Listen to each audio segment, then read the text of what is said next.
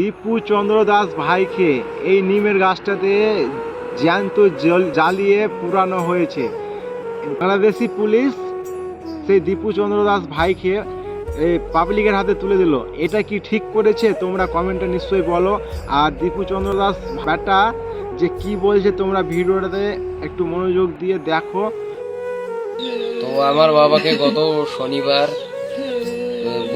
বুড়িহাট বাজারে উত্তেজিত জনতা পিটিয়ে হত্যা করেছে। আমার বাবার সঙ্গে আরো একজন ছিল, আমার বউ নাই। তো ওরা বিনা দোষে আমার বাবাকে পিটিয়ে হত্যা করেছে। তো আমি আমার বাবার খুনের শাস্তি চাই। যারা আমার বাবাকে খুন করেছে তাদের শাস্তি চাই। আপনারা যদি আমার পাশে থাকেন তাহলে আমি আরো শক্তি পাবো, জানে আমার বাবার খুনিকে ধরা হয়। প্রার্থনা করো যে সে যেন যেখানেই থাকুক যেন কি ভালো থাকুক।